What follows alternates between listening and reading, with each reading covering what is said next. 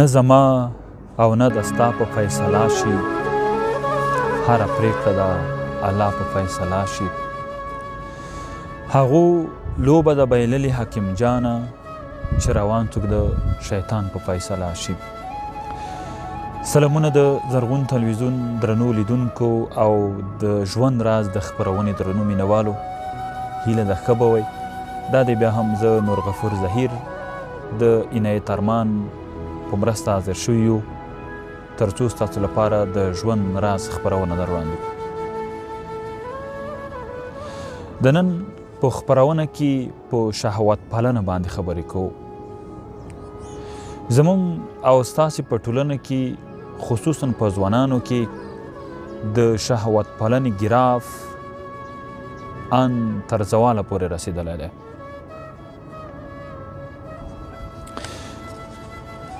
تاسو پوهیږئ چې الله تعالی کله د انسان پیدا کړ نو په انسان کې د شهوت غده یا د شهوت ماده ځای پیدا کړه.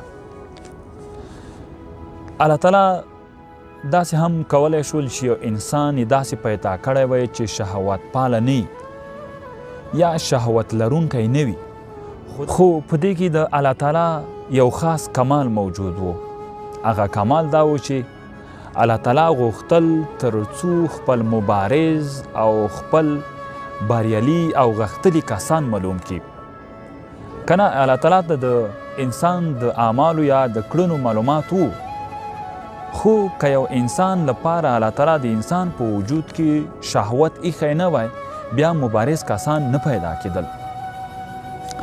هدف زما دا دی چې که موږ او تاسې د شهوت په وړاندې یا د نفس او شیطان په وړاندې مبارزه کوو یا د هغې نه د خلاصون لپاره ځان خلاصو، حتما موږ باید مبارزه وکړو، حتما موږ باید د هغې په وړاندې وجنګېږو، حتما باید هغې سره موږ ټاکرې ووایو. دا ډول جنګېدل دا یوې مبارزې ته ضرورت لري، یوې مبارزې ته اړتیا لري. نو اوس الله تعالی ته مبارز او نه مبارز، سست او بریالي، ناکام او بریالي کسان ډېر ښه معلومیږي. هغه څوک چې شهوت پرسته شو، هغه څوک چې د شهواتو لاروی شو، هغه څوک چې شیطان په مخه کړ. ما مخکې وویل چې په یو بیت کې مې ستاسو لپاره وویل چې هغو لوبه د بایللې حکیم جانه چې روان څوک د شیطان په فیصله شي. هغه کس لوبه وبایلله، هغه کس ناکام شو، هغه کس نابود شو څوک چې په شهوت او نه پسې روان شو. نو اوس هغه څوک چې غواړي د نفسي خواهشاتو یا د شهوت پالنې نه ځان یو لوري ته کي، هغه بدون د مبارزې نه نشي کولی. ته به د شیطان سره جنګېږي. لکه یو احادیث مبارک کې هم زموږ استاد دیني علما دا خبره کوي چې یو وخت کې صحابه د یو جهاد نه راستانه شول، یو داسې جنگ نه راستانه شول چې دوی له کفارو سره مخامخ جنګېدلي وو. کله چې تر پیغمبر صلی الله علیه وسلم پورې راورسېدل، پیغمبر سلام ورته وویل چې د کوچني جهاد نه لوی جهاد ته پخیر راغلی. صحابه حیران شول چې مونږ ته څه ډول پیغمبر علیه السلام دا ډول کلمه وویلې. دلته چې مونږ راغلو دلته خو د کفارو سره مونږ جهاد نه کوو، نه ورسره جنګېږو، بس یوازې به دامه کوو، آرام به کوو. بیا هم هغه کوم چې مونږ وکړ هغه کوچنی جهاد شو، دا لوی جهاد شو. پوښتنه یې وکړه د الله تعالی پیغمبر ورته وویل چې ستاسو تر ټولو اولین جهاد د خپل نفس او شیطان سره دی. که تاسو له نفس او شیطان سره ونه جنګېږئ، هغه لوی جهاد هم که تاسو یې لوی بولئ هغه هم نشئ کولی تاسو. نو هغه لوی جهاد هم تاسو بیا نشئ کولی. نو هدف زما دا دی چې که مونږ او تاسې د شیطان سره جنګېږو، مونږ باید مبارزه وکړو. شیطان به مونږ یوه لوري ته کش کوي، مونږ به ځان بل لوري ته کش کوو. دا هغه څوک کولی شي چې تکړه سړی وي، دا هغه څوک کولی شي چې مبارز سړی وي، دا هغه څوک کولی شي چې شهوت پاله نه وي. نو شهوت دا یو داسې عمل دی، که څه هم چې بد عمل دی، خو شیطان یو چاته ښکلی کي. نو خبره دا شو چې که مونږ او تاسې غواړو چې د شیطان په وړاندې وجنګېږو، زموږ لپاره وسله پکار ده. زموږ لپاره مهمات پکار دي چې موږ باید په هغې په اساس د خپل ځان دفاع له شیطان نه وکړو. د هغې لپاره تر ټولو مهمترینه او لومړۍ طریقه په صحیح او په سم ډول د خپل لمونځ ترسره کول دی. الله تعالی خپله په قرآن شریف کې یو آیات مبارک نازل کړی دی چې وایي ان الصلاة تنهی عن الفحشاء والمنکر. دغه لمونځ چې دی دا تاسې د ناروا او ټولو ګمراهیو نه منع کوي، خو یو شرط دی، ستاسو لمونځ به لمونځ وي، ستاسو لمونځ به عادت نه وي. مونږ او تاسې په اوسني وخت کې ټول عادتونه کوو، عادت کوو. زموږ او ستاسو لمونځ به عادت نه وي، زموږ او ستاسو لمونځ به عبادت وي. بیا به الله تعالی مونږ او تاسې د خپل منځه په واسطه سره د شیطان له وسوسو، د نفسي خواهشاتو، د شهوت پالنې، د ګمراهیو، د ناروا کارونو، د ناروا اعمالو نه منع کوي. خو که زموږ لمونځ نه وي، یوازې عادت وي، یوازې د لمونځ تصویر وي، د لمونځ په تصویر بیا څه نه کېږي تر څو چې لمونځ حقیقي ډول موږ په خپلو اعمالو کې په صحیح ډول ترسره نه کړو. نو د شیطان د نفس د شهوت پالنې پر وړاندې تر ټولو مهمترینه او لویه وسله هغه په سم ډول خپل لمونځ ترسره کول. زموږ د ټولنې اکثریت وګړي، زموږ او ستاسې په شمول، چې د شیطان پر وړاندې پاتې راغلي یو او شیطان په موږ باندې برلاسه شوی دی او موږ کمزور یو، یا علت لوی علت دا دی چې موږ او ستاسو لمونځونه سم نه دي. موږ ناروا کارونه کوو، موږ شهوت پالنې کوو، موږ چټیات وایو، موږ بدنظرۍ کوو، موږ فضولیات وایو، موږ خپل وخت، قیمتي وخت بس تیروو. لامل یې دا دی چې موږ باندې شیطان غلبه کړې ده. نو بیا تکراروم چې که موږ غواړو د شیطان پر وړاندې مبارز جوړ شو، شهوت پاله نه وو، د خپلو نفسي خواهشاتو نه په امن امان کې پاتې شوي وو، نو لومړی وسله چې موږ ته پکار دغه لمونځ دی. دویم د خپل عزت او ابرو خیال ساتل دی. موږ او تاسې باید هم د خپل ځان د عزت، حیا او ابرو خیال وساتو او هم د نورو عزتونه باید لوټ نه کړو. داسې نه چې د خپلې خور، د خپلې لور، د خپلې مېرمنې، د خپلې د کورنۍ غړو بې عزتي په هیڅ صورت سره نه غواړو او په هیڅ ډول یې نشو زغملی، خو نوره د نورو په خویندو، د نورو په میندو او د نورو په ناموسونو پورې تمامه ورځ د سهار نه تر مازدیګره پورې ابلې پښې ګرځو. دا به هم ستا د دې لامل شي چې ته د شیطان او نفس په وړاندې دفاع او مبارزه نشي کولی او ته په دې پروسه او په دې جنګ کې ناکام یې، په دې جنګ کې ناکام راغلی او په دې جنګ کې پاتې راغلی.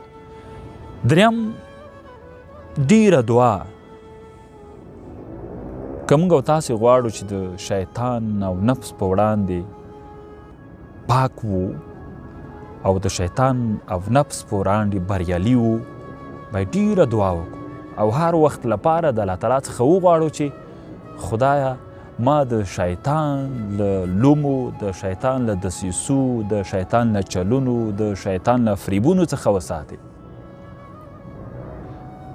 که موږ او تاسې دا وکړل، موږ او تاسې به بریالي کسان جوړ شو. ځینې نور ډېرې لارې طریقې دي چې موږ نشو کولی چې ټول په دې کم وخت کې، په کم وخت خپرونه کې ځای په ځای کړو.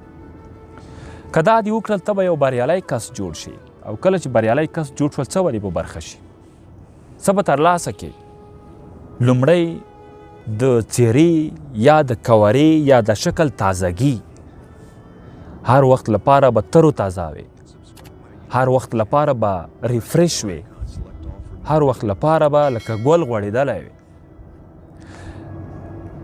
که فاحش نشوې، که د شیطان په وړاندې د مبارزه وکړه، تسلیم نشوې او د شیطان د ټولو چیلنجونو نه راووتې او یو بریالی او پاک انسان جوړ شوې، مخکې ما وویل چې هغه اصله یا هغه وسله دې وکاروله، ځان دې راونغړلو، نو لومړی یو ته به څه ترلاسه کړي، ډېر څه به ترلاسه کړي. یو دا دی چې ستا د مخ او چهرې تازګي به رامنځته شي، ته به هر وخت لپاره تازه وې، هر وخت لپاره به ریفریش وې، هر وخت لپاره به ډیر خوشحاله وې. او هر څوک چې تا ویني ستا له څهرې او ستا له خوشحالکي او ستا له لیدونه به خوند اخلي او وایي به چې کاشکې دا ډول موږ هم وای. او هر څوک به له تا نه پوښتي ولې داسې تازه یې، ولې داسې خوشحاله یې. دوهم، د شیطان څخه لرېوالی.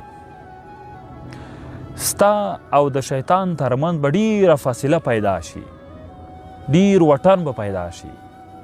ته به د شیطان نه لرې سیمو ته لاړ شي او شیطان به ستا لپاره یا ستا ته هیڅ لاسرسی ونه لري. ته به د شیطان د ټولو کړنو او چیلنجونو او علومو څخه په امن کې شي، برخمن به شي. دریم، د اطاعت او بندګۍ خوند به حاصل کړي. که ته لمونځ کوې، که ته روژه نیسې، که ته ذکر کوې، که ته استغفار وایې، که ته نور کارونه کوې، د الله تعالی بندګي کوې، ته به د دې ټولو شیانو نه خوند اخلې. اوس موږ او تاسې هر څه کوو خو خوند نشو ترې اخیستی، خوند پکې نشته. لامل دا دی چې موږ او تاسې هغه لویه مبارزه، هغه لومړۍ مبارزه بایللې ده. نو ته به د شیطان د دفاع په صورت کې د هغې نه چې برید حاصل کړې، ته به د خپل اطاعت په خوند پوهه شې، ته به د اطاعت په خوند او رنګ پوهه شې او ته به ووایې چې رښتیا چې اطاعت همدې ته وایي او رښتیا چې اوس د ځانګړی خوند د اطاعت نه اخله. او چا چې دغه وسله ونه کاروله او څوک چې د شیطان په وړاندې، څوک چې د نفس په وړاندې ونه جنګېدل، جنګ یې ونه کړ، لوبه یې وبایلله، هغه داسې ورک شول چې بیا هیڅ کله پیدا نه شول. هغه داسې بې عزته شول چې بیا هیڅ کله عزتمند نه شول.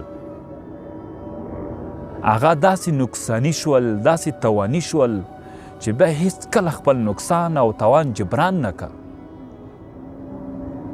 که څه هم هغه څوک چې بې عزته شول په خپل عزت پسې ډیر وګرځېدل، ډیرې منډې پسې ووهلې، ډیر توانونه یې وکړل، ډیرې ستونزې یې ومنلې، خو عزتمند نه شول.